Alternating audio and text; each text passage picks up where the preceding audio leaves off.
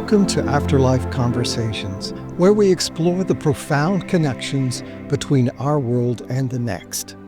I'm Johnny Bruce, your guide on this journey of discovery, healing, and understanding. Each episode, we delve into the stories behind my guided meditations, revealing the messages from those who have crossed over and the wisdom they share with us. This is a space where we explore the unseen, the unspoken, and the deeply felt, where the spiritual and scientific sit at the same table, where your deepest hunch might just be a message, and your heart knows more than your mind can explain.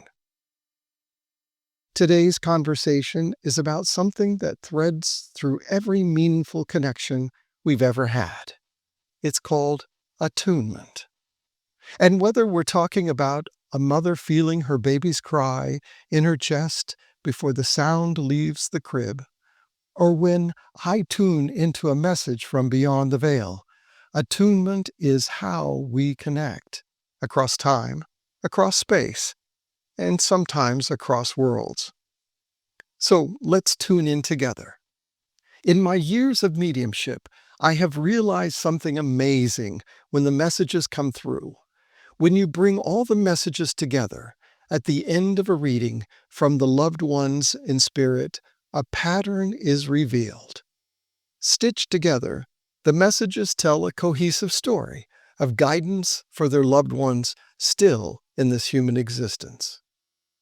In amazement, it holds true for every reading I give.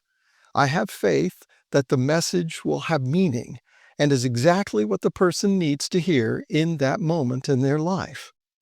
How is it in life we know what the other person wants or needs, whether in this life or in death? The other day I decided to ask my guides to help me understand this phenomenon. During meditation, I set the intention to pose the question and listen deeply to my guides. The response I received was one word: attunement.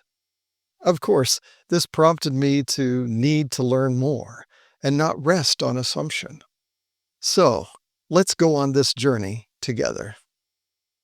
As I always do, I want to see what science and spirituality have to say about attunement. Then I will lead us through a guided meditation to enhance our listening deeply to what messages are ready for us from the other side. In scientific terms, attunement refers to the process of bringing yourself into harmony with the inner state of another person. It starts early. A newborn doesn't speak, but they know the language of presence. The caregiver who mirrors the baby's expressions, who coos back when the baby coos, this is attunement in its rawest form. It builds the architecture of the brain, literally. Dr. Alan Shore, a neuropsychologist, explains that a baby's brain development is shaped by the quality of emotional interactions with caregivers. These micro moments of connection, eye gaze, vocal tone, the warm touch, these activate neural circuits that form the basis of empathy, trust, and emotion regulation. In the world of psychology and neuroscience, attunement refers to the ability to sense and respond to the internal state of another. Dr. Daniel Siegel, renowned psychiatrist and author of The Developing Mind, he defines attunement as this: when we attune with others, we allow our own internal state to shift, to come to resonate with the inner world of another. This is not metaphorical, it's measurable. Studies using EEG hyperscanning, which records two people's brains' activity simultaneously, show that when people are emotionally attuned, their brain waves start to synchronize. Now think about it. Two different brains can literally pulse in rhythm with one another. In adult relationships, emotional attunement means tuning into someone's nonverbal cues, those micro expressions, those pauses, tone shifts, and adjusting our own behavior to match that. It's empathy in motion. Romantic partners who are deeply in sync have been shown to synchronize heart rates, breathing patterns, even pupil dilation. And not surprising, there's actual science behind the phrase, "we're on the same wavelength." In a 2021 study from the Max Planck Institute, researchers found that during emotionally resonant conversations, people's brain waves begin to sync up, a phenomenon known as interpersonal neural synchronization. Our brains literally attune. And it's not just emotional closeness. It can happen in musical performance, dance, shared grief, or laughter. Whenever two or more people are fully present, something incredible happens. We become one system. We know we are all connected. This just gives us scientific proof. In a 2017 study from the University of Virginia, participants holding the hand of a loved one showed reduced pain responses in the brain, especially when their breathing and heart rate had become synchronized. When my life partner experienced a difficult double bypass surgery this year, I held their hand and could sense pain and anxiety subsiding. When a doctor or nurse suggests you hold your loved one's hand in the hospital, do it.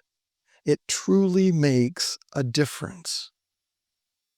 Functional MRI research confirms that emotional attunement activates the anterior insula, a part of the brain involved in shared emotional experience. Dr. Stephen Porges indicates that our nervous systems are not self-contained. They link with those of people around us in a silent rhythm of connection. Now let's shift. Because attunement is not just about our nervous system, it's about our energetic system. In metaphysical teachings, attunement is described as aligning with higher consciousness, the universal intelligence, or divine presence. The founder of science mind philosophy, Ernest Holmes, he states, "You do not have to go anywhere to find God. Spirit is at the center of your being, ready to respond to your recognition." Spiritual attunement happens when we still the mind and open the heart. It's in the whisper before the thought, the stillness beneath the story. In Reiki, an attunement ceremony involves energetic realignment between the practitioner and source energy. In Eastern philosophies, it's all vibration. Because attunement is more than just brainwaves and biochemistry, it's also a spiritual experience, a felt sense of being in harmony with something larger than ourselves. In spiritual traditions, attunement often involves aligning with Source, tuning to spirit, or resonating with higher consciousness. It's the stillness beneath the noise. In the spiritual world, attunement is sacred.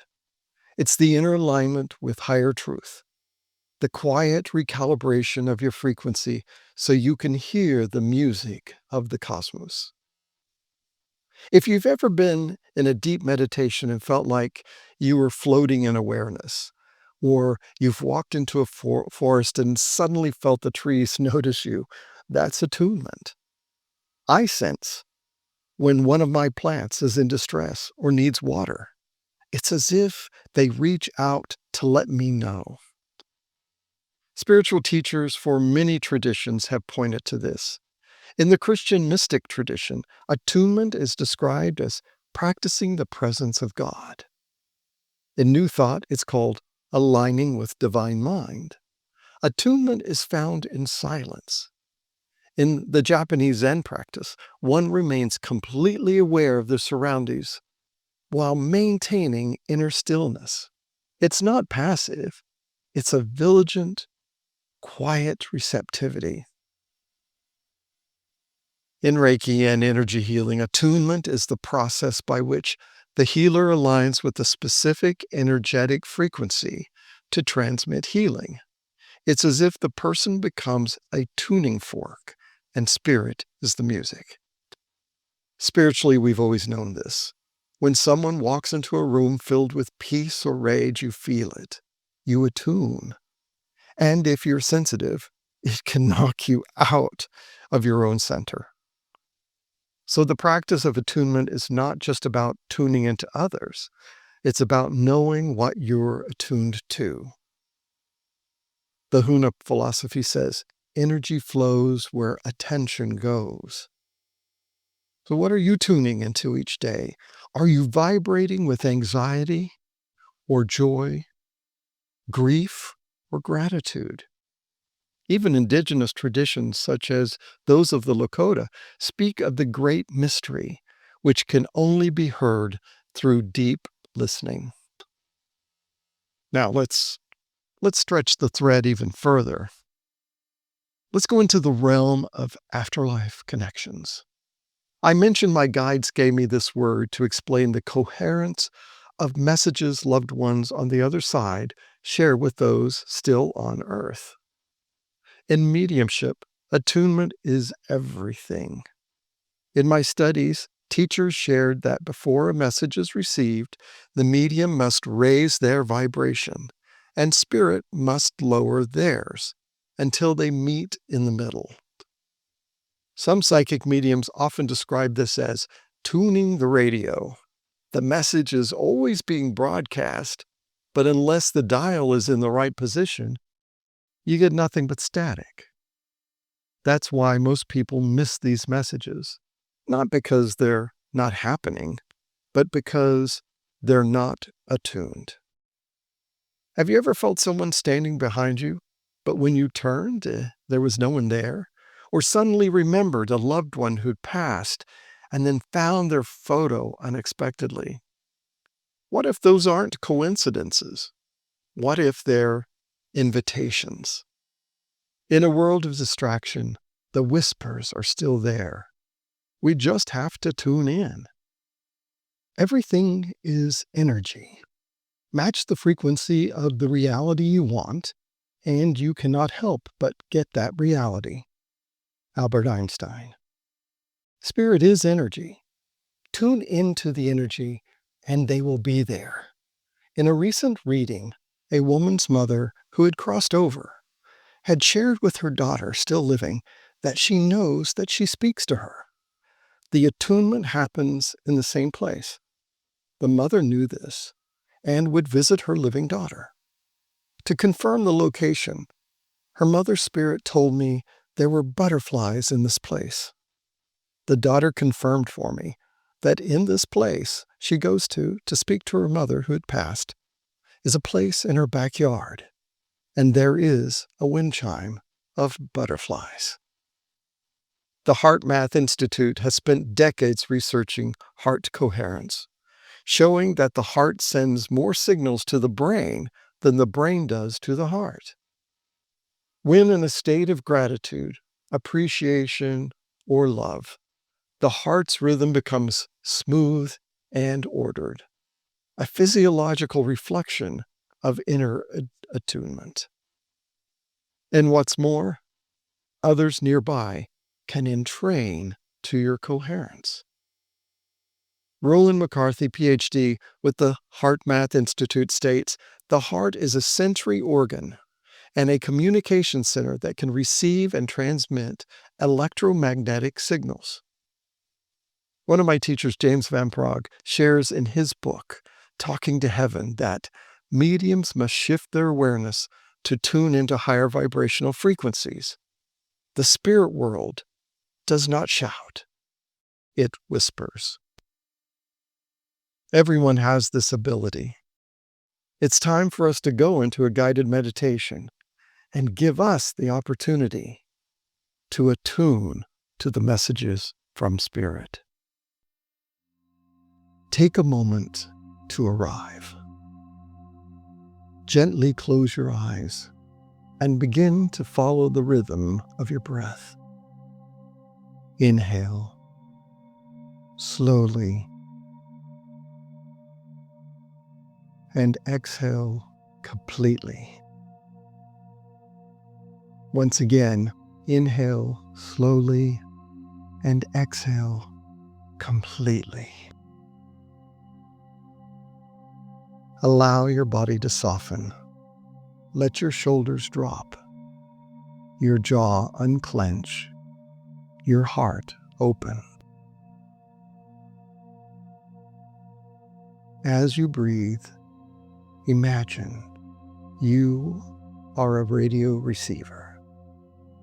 With each inhale, you are turning the dial slightly, fine-tuning your frequency. With each exhale, you are letting go of the static, thoughts, fears, distractions. You are aligning.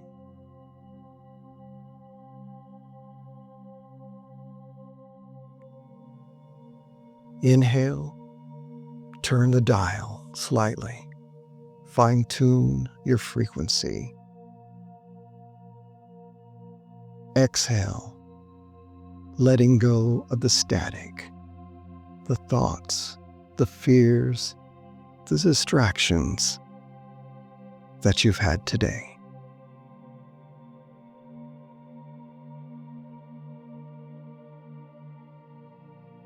In the stillness, feel your awareness expand beyond your body, beyond the room. Imagine your energy reaching upward and inward, like that antenna made of light. You are safe. You are open. Say to yourself gently, I attune to the frequency of spirit. I invite the messages meant for me with love and clarity. Again, say to yourself gently, I attune to the frequency of spirit. I invite the messages meant for me with love and clarity. I attune to the frequency of spirit. I invite the messages meant for me with love and clarity.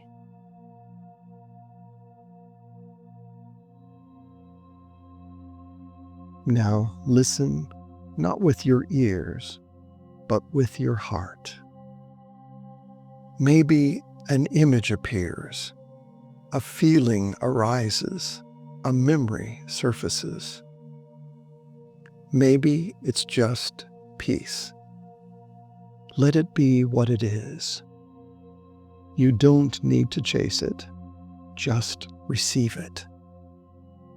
You are tuned in to spirit, no static, just clear, loving messages.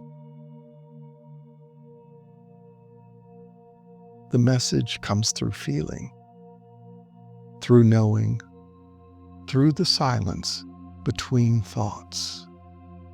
Trust what arrives.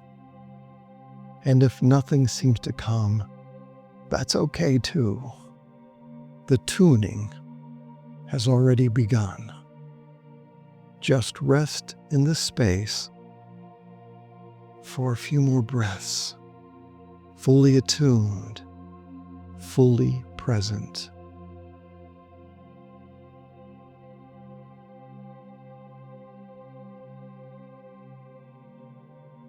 Continue breathing, continuing to tune in and listen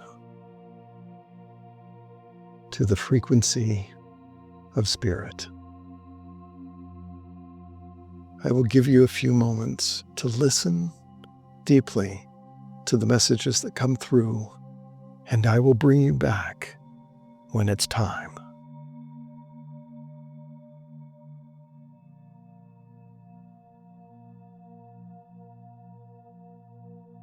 When you're ready, come back.